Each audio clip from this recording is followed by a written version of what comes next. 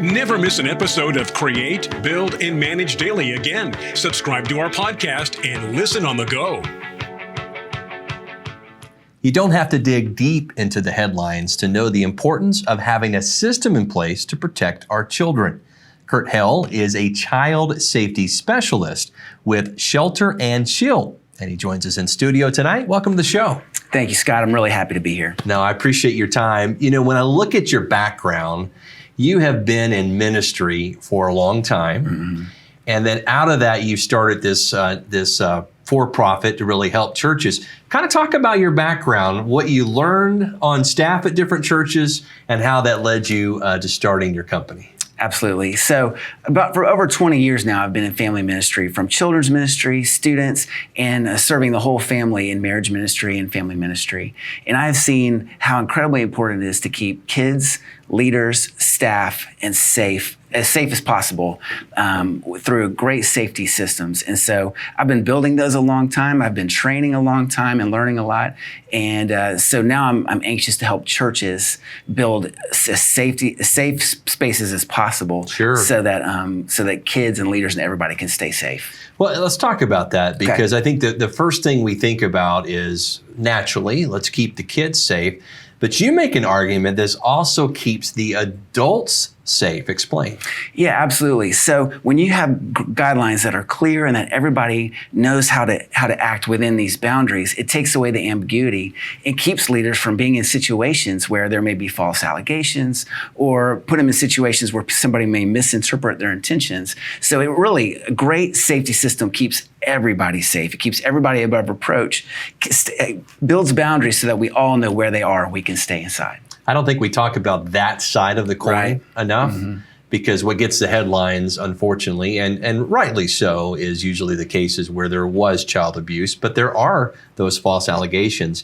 Now, I want to talk about your online child abuse prevention training course. Mm-hmm. Full disclosure, I've taken a peek at it. Okay. I've watched some of the videos. I walked away honestly learning things I never even thought about before. Awesome. So talk about the course and what all went into putting it together. Absolutely. I wanted to create a tool for churches to be able to have ongoing training, not just one time, although that's important, but keeping that conversation going in churches. And so through the use of videos and quizzes and PDF documents and things to read, things to follow up on, we just walked through what kind of predators are out there, how we can protect ourselves from those predators. Again, how do we protect ourselves from false allegations? How do we follow the policies in such a way to keep everybody above reproach? That's what I really want to do. And so that's a tool that's out there that allows churches to keep the safety conversation going all the time.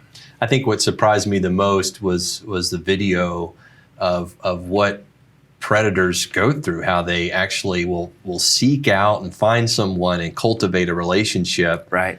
And they're usually the people you least expect. You know, I say this to my clients all the time. You can't tell what a groomer looks like on the outside.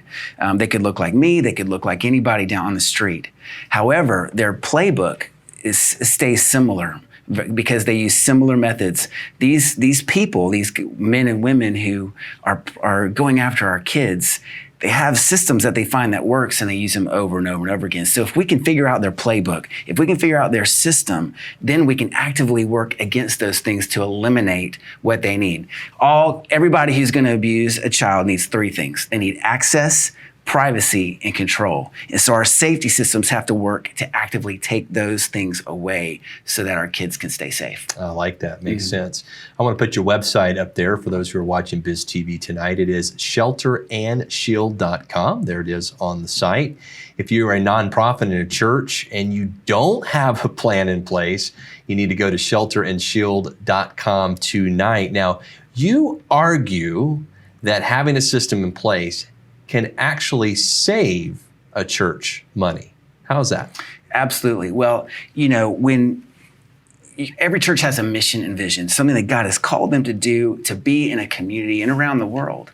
And so every investment that we have to make in time and energy and in financial responsibilities that doesn't work to actively chase that vision is not allowing us to be who God has called us to be in the world. And so what I want to do is I want to help you before the crisis hits, to be prepared for it and to work against it happening so that you can be about what God wants you to be about in the world. And ultimately, you don't want to be spending dollars and time and resources on the back end.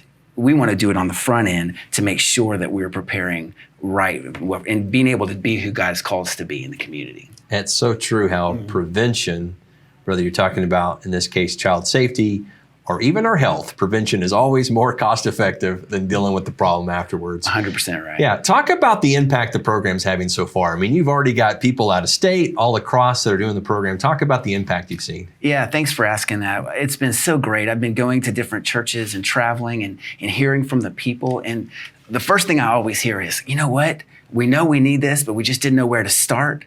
And I'm also hearing, you know what? I didn't think about that. I didn't think about digital space when I was thinking about protecting kids in churches. I didn't think about the fact that two unrelated adults need to be in every room. I didn't think about the fact that we have this environment that could foster some sort of dangerous element. And so I'm hearing a lot of people really love the fact that churches that I'm working with have great leaders who have decided to push forward this and make sure that they're reflecting the love of God to the best of our ability. And it really is making a difference. That's awesome. Yeah. That's awesome. And it's all online. So the churches, when they become a client of yours or a member of yours, they have the access to the full program for their whole staff. Is that how that works? It's a great question. I actually love to pull churches into a conversation.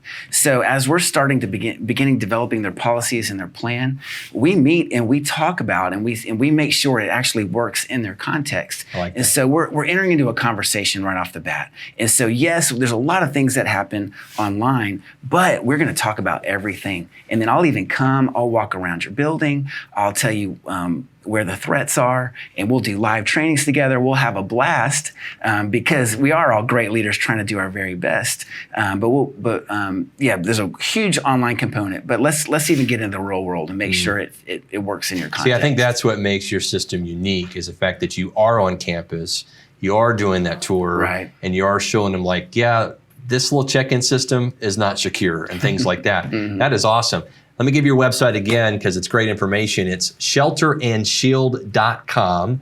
And again, if you're a nonprofit, if you're a church, if you need a system in place to keep not only your children safe, but as Curt pointed out, also keep your adults safe and save your church money in the long run, it is shelterandshield.com. Stick around. This is Create, Build, and Manage Daily.